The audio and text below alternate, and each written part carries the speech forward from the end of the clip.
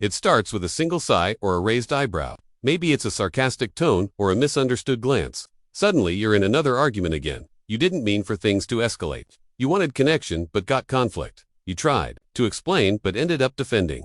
What if the key to better conversations wasn't about being right or more convincing, but about being more in control of yourself? The Next Conversation by Jefferson Fisher is not a book about becoming the best debater. It's about becoming the calmest presence in the room. It's about learning how to lead a conversation even when tensions rise. It's about arguing less and connecting more. Fisher doesn't offer tricks to manipulate people. He offers a mindset that changes how we talk, how we listen, and most importantly, how we show up when it matters most. Whether you're in the middle of a tense relationship or just want to be a better communicator in every area of your life, this book gives you the tools to shift from chaos to calm, one conversation at a time. Full summary: Jefferson Fisher, a trial lawyer with years of courtroom experience, noticed something powerful in his work. He realized that the ability to control a conversation often had less to do with persuasion and more to do with emotional composure. He noticed that people were not really hearing each other because they were too focused on reacting instead of listening. This became the foundation for The Next Conversation, a guide for anyone who wants to communicate more clearly, argue less, and lead with calm authority in every conversation. Fisher begins with a hard truth. Most of us don't really know how to talk to each other. We think communication is about words, but it's also about emotions, body language, timing, and tone. And when we're triggered or upset, we lose sight of all of that. We go into defense mode. We attack or withdraw. We try to win instead of understand. This leads to cycles of conflict that repeat over and over again. Fisher's mission is to break that cycle. He wants us to stop thinking about the last conversation that went wrong and start preparing for the next one that can go right. The foundation of his approach is what he calls conversation control. It's not about dominating others. It's about regulating yourself. If you stay calm, you stay in control. And if you're in control, you guide the emotional temperature of the room. You become the anchor in the storm. Fisher explains that the most powerful person in any conversation is not the loudest or the smartest, it's the calmest. Calm is contagious. When you bring calm, you give the other person space to breathe, think, and connect. Fisher teaches that every argument is an opportunity. Instead of dreading conflict, we can learn from it. But to do that, we have to pause. The pause is a core principle in this book. Before responding, before reacting, before saying something we'll regret, we pause. This moment of stillness gives our brain time to process what's really going on. It allows us to respond with intention instead of emotion. It's simple but powerful. Most of us never learn to pause. We learn to react, and that's why we repeat the same arguments with the same people. Another central idea in the book is empathy. Not the fluffy kind, the real kind. The kind that listens deeply without needing to correct. The kind that sees beneath the words and hears the emotion behind them. Fisher says most people don't want solutions. They want to feel seen. They want to feel heard. When you validate someone's feelings, you build trust. When you dismiss them, you build resentment. He offers practical language like "I hear you, I see why you'd feel that way," or "tell me more about what you're feeling." These are simple phrases, but they open the door to deeper conversations. Fisher also talks about the dangers of blame and assumptions. We often walk into conversations loaded with assumptions about the other person's intent. We assume they meant to hurt us or disrespect us, and we come in ready to attack.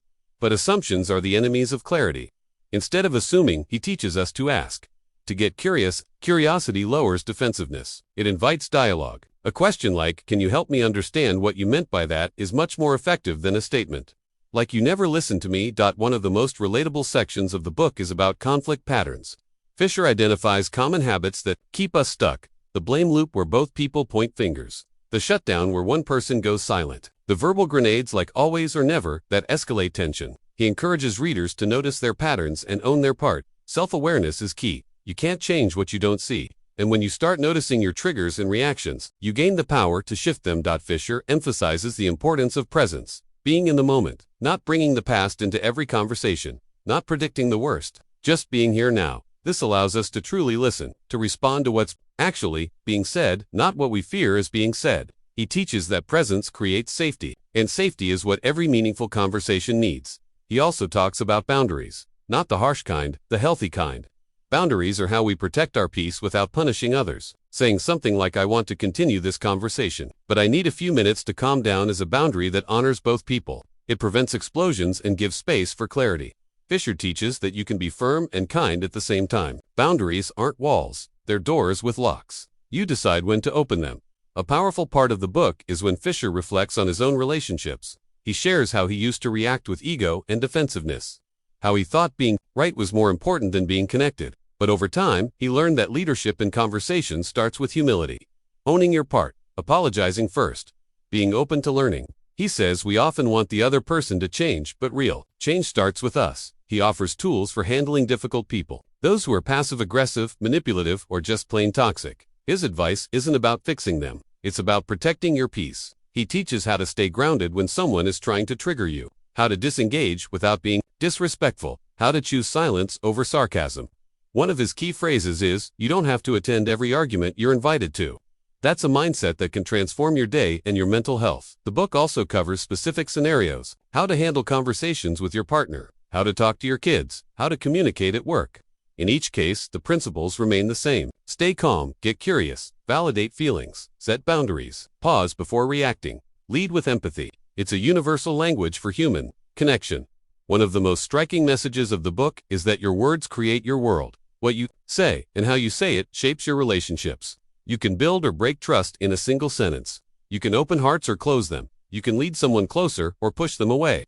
Words matter, but energy matters even more. People remember how you made them feel long after they forget what you said. By the end of the book, Fisher invites us to make a simple but profound commitment, to stop rehearsing old arguments and start preparing for better conversations, to choose presence over pride, understanding over ego, calm over chaos. He says your next conversation could be the one that changes everything. And it starts with you. Conclusion. The next conversation isn't just a book about communication. It's a book about emotional intelligence, self-awareness, and leadership. Jefferson Fisher takes what he's learned in the high-pressure world of law and translates it into life-changing tools for everyday people. He doesn't preach, he guides. With warmth, honesty, and clarity, he shows us how to talk, so people listen, and listen so people talk. If you've ever walked away from a conversation feeling unheard, misunderstood, or just plain exhausted, this book offers a new path, a path toward peace, connection, and growth. The next conversation is coming. Will you repeat the past or create something better? That choice is yours. This book shows you how.